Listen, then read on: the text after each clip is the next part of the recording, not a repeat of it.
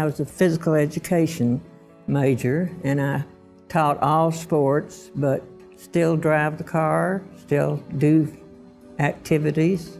We had noticed that she was slowing down a little bit, but she was in her mid-80s, and when I would go to pick her up and she would walk from her apartment to my car, she'd be a little out of breath. One night after dinner, I walked in to play bingo and fainted. They admitted her to the hospital, and the next day the cardiologist came and told us that she had severe aortic stenosis, and that was the first we had ever heard of it. Aortic stenosis is a condition that can kill people suddenly when it becomes severe. The aortic valve is the fourth and final valve that the blood crosses on its course through the heart. When the left ventricle squeezes, the blood comes out through a healthy-sized orifice like this, and the leaflets open and close. And when you get these calcium deposits on the aortic valve, it restricts the excursion, and sometimes leaflets are even frozen and one barely opens.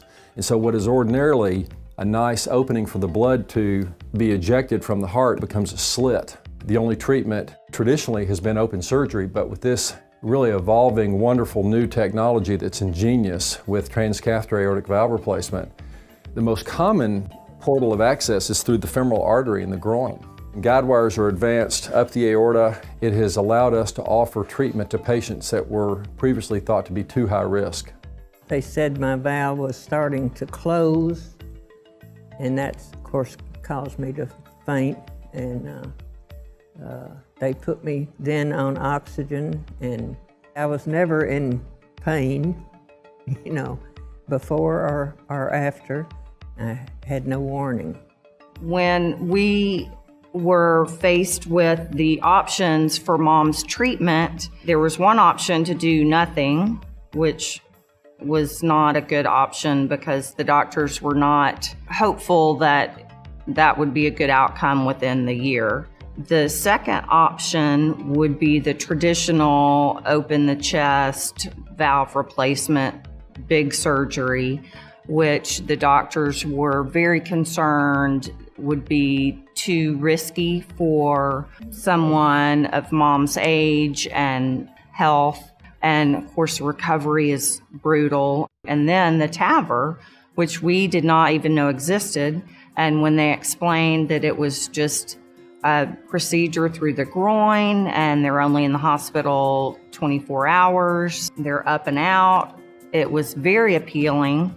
So typically the patient will hear from me first as the Valve Clinic Coordinator. We will get the referral from your primary cardiologist. So we use two valves in our TAVR procedure here at St. Vincent. One is the Edwards and the other is Medtronic's core valve. They are engineered a little bit differently, and while neither valve is necessarily better than the other, there is one valve that's better for you. The valve is crimped down into the tube, and then when it is in place, a balloon is inflated that opens the valve up, and then everything comes out and you are left with a working valve.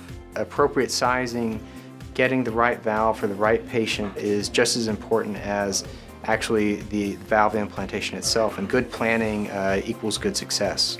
There's the initial screening phase where we go through diagnostic studies to make sure that patients do indeed have severe aortic stenosis. So we're able to, as a team, first off, evaluate these people and try to determine, is this what they need? Number two is when we decide that yes, we're going to go forward with TAVR, there's a whole lot of planning involved. You will meet with us, you get to meet with your physician. We will describe and explain all these screening tests to you. The screening process itself lasts about 8 hours, but once that day is over, you only have the one time you have to come back to see us, and then we see you on valve implementation day. And so the process, we walk you through every step of that process, take care of all of those problems for you so that you can have all those fears eliminated and we can get you feeling better as quickly as possible. Aortic stenosis patients, it's like a plateau. You go along, go along, go along, go along, go along, and then all of a sudden you fall off the cliff. Okay, it's not a gradual and steady decrease. It's really, they go from here to here in an extremely short period of time. And so what happens is if you catch them here, you're great.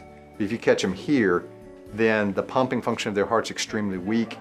They're extremely frail, they're short of breath all the time, and a lot of times they're too sick to have anything done at all.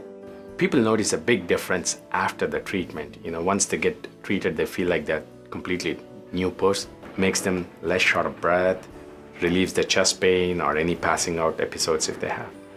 I felt perfectly okay when I woke up, and I was hungry. I do remember that.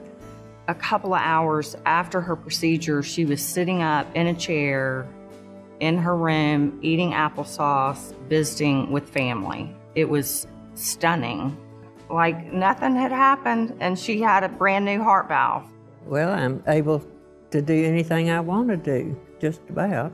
I go to 3 exercise classes a week, which I wasn't able to before. I don't sleep as much. I really sit there and can read or watch TV, play bridge, and can go shopping, can go out to lunch.